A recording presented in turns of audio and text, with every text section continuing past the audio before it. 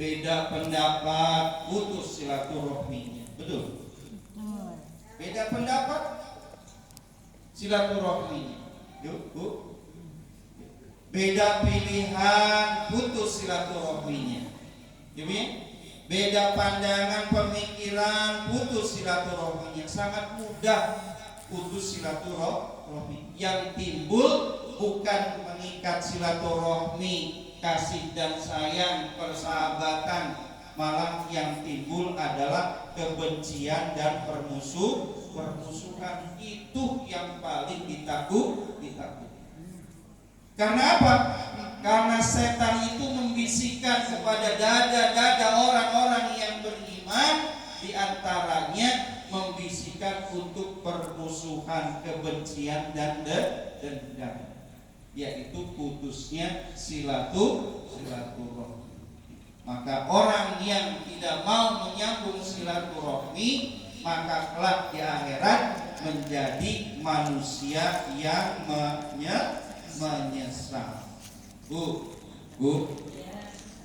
lebih baik, ini ada peribahasa, lebih baik mengalah, ya Bu, lebih baik mengalah daripada kita gagah pengen mendapatkan kemenangan. Ngalah saja, Ibu. Supaya apa? Supaya ngalah itu menyelamatkan hati kita dari kebencian. Mengalah itu menyelamatkan diri kita dari apa? Dari terganggunya ibadah kita. Ibu? Karena apa? Karena kalau sudah terjadi permusuhan, pertentangan, Bu, maka hati kita menjadi kotor, yang ada benci, dendam, kesel dan lain-lain sebagainya. Kalau sudah bersarang kebencian di hatinya, maka kebencian itu akan terbawa ke dalam ibadahnya. Betul, Bu?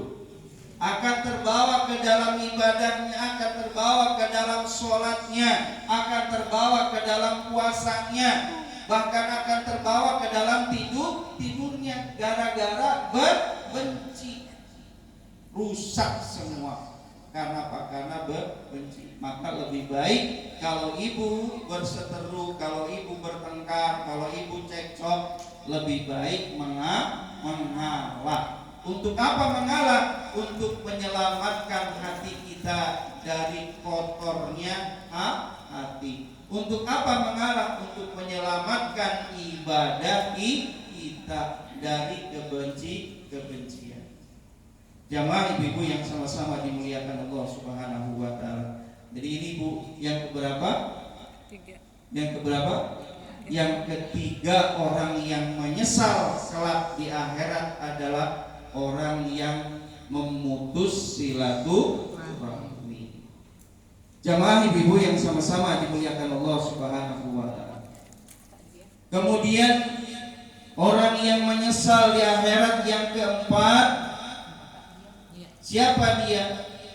Yaitu la yasma' nasih. La yasma' nasih.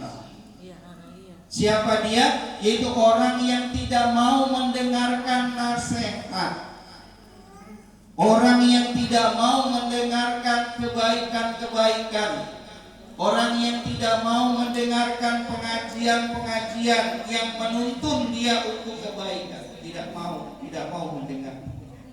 Bu, jadi kalau ada orang yang ngaji, Bu, kalau ada orang yang ngaji, telinganya ditutup begitu. Ada nggak Bu ya begitu, Bu? Kalau ada panas, kalau ada orang yang ngaji, telinganya ditutup begini nih. Ya, kalau ada orang yang ngaji di masjid, ada ngaji Al-Quran, telinganya ditutup begini, panas. Ada headset sekarang. Ya. Kalau ada ustaz-ustaznya lagi ceramah di masjid, di musola, telinganya ditutup. Ustaz, kata dia yang di rumah tuh, ustaz kerjanya nyinggungin mulu. Bukan kerjanya nyinggungin mulu. Padahal nggak nyinggungin, lagi memberikan nasihat. Jadi kalau orang yang tidak mau mendengarkan nasihat, Bu, hatinya begitu. Dikit-dikit kesinggung, dikit-dikit kesinggung, dikit-dikit kesinggung. Kok kesinggung dikit? Hatinya kotor. Ya Bu ya? Padahal apa? Padahal Rasulullah Shallallahu Alaihi Wasallam pernah bersabda, kun aliman, au muta'aliman, au mustami'an, au muhibban, fala takun khamisan fatahli. Apa kata baginda? Kun aliman, wahai umatku, kun aliman, jadilah kamu menjadi orang-orang yang mengajar ilmu.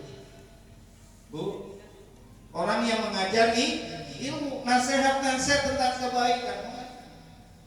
Kalau tidak bisa, au muta'aliman, kalau nggak bisa mengajar, maka jadilah orang yang mau ngaji, mau diajarin, mau menerima nasihat kebaikan-kebaikan. Ngajar nggak mau, bu, ngaji nggak mau, au mustami'an, atau yang ketiga mustami aja, ngajar nggak bisa, ngaji nggak mau, ngedengerin aja. Au mustami'an, ngedengerin aja, kata Rasul, nggak apa-apa ngedengerin. Kalau ada ustazah yang lagi ceramah di masjid, dengerin aja. Bu, ngaji nggak mau, tapi dia masih mau ngedengerin, itu masih bagus. Masih mau ngedengerin. Ketiga kata Rasul, dengerin aja. Ngajar nggak bisa, ngaji nggak bisa, dengerin aja. Au mustami'an.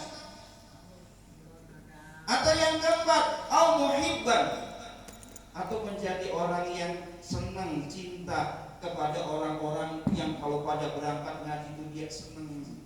Bu, merasa dia nggak bisa ngaji, bu, dia senang, nggak ngeganggu tuh, ya, nggak ngeganggu, nggak ngomongin, ngaji untuk apa ngaji? Perilakunya begitu-begitu juga, nggak begitu kan? Tapi ada juga yang begitu, bu, ada juga pak orang yang begitu. Untuk apa ngaji mulu? Tingkah lakunya masih gitu-gitu juga. Untuk apa ngaji mulu? Pakaiannya masih gitu-gitu juga, gitu kan? Mending gua yang nggak ngaji. Nah, gitu. Parah. Saya mau nanya sama ibu-ibu, kira-kira ada orang yang begitu? Ada. Ya? Ada orang yang ngaji, pergi ngaji dikomentarin kayak sepak bola. Di dari belakang begitu. Bu, mudah-mudahan jamaah yang ada di sini tidak seperti ini. Mustami'an au muhibban, senang dan cinta kepada nasihat. Kata baginda, tapi jangan jadi orang yang kelima, fala takun khamisan, jangan jadi orang yang kelima, kata Rasulullah. Fatahli, maka dia akan hancur, dia akan rusak. Ngajar nggak mau, nggak bisa, ngaji juga nggak mau, ngedengerin nggak mau, cinta nggak mau, senang nggak mau, apalagi dia? Ya, mau apa lagi? Fatahli, maka rusak dia. Jemaah ibu yang sama-sama dimuliakan Allah Subhanahu wa taala. Itu yang keempat. La yasma' nasihat. Orang yang tidak mau mendengarkan nasihat, maka kelak di akhirat dia akan menyesal. Jamaah ibu yang sama-sama dimuliakan Allah Subhanahu wa taala. Kemudian yang kelima, yang terakhir, manusia yang akan menyesal di akhirat kelak, yaitu la sodaqah illa qalil. La sodaqah illa qalilan. Orang yang tidak mau bersedekah, orang yang tidak mau berjariah, orang yang tidak mau infak, illa qalilan, meskipun sedikit. Ya bu, coba kebangetan.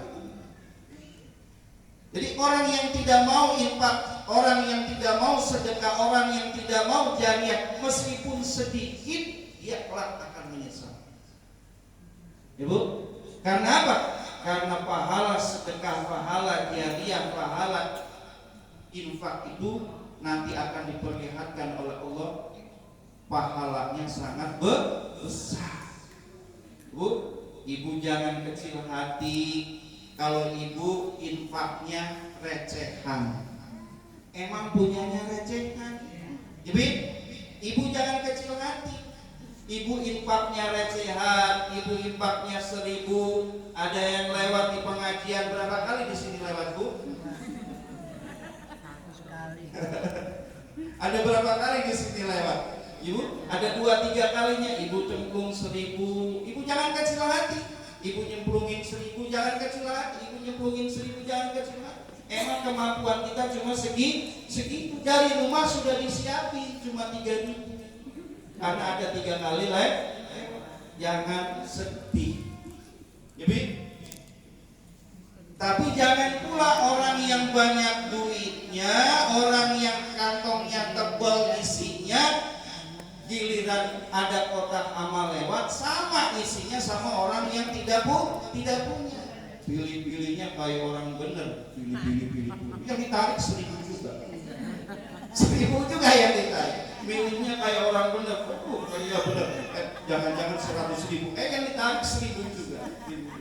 Bu, kita bersyukur kepada Allah Subhanahu wa taala, meskipun ibu infak jariyah sedekahnya kecil, tapi kecil itu dipelihara oleh kita.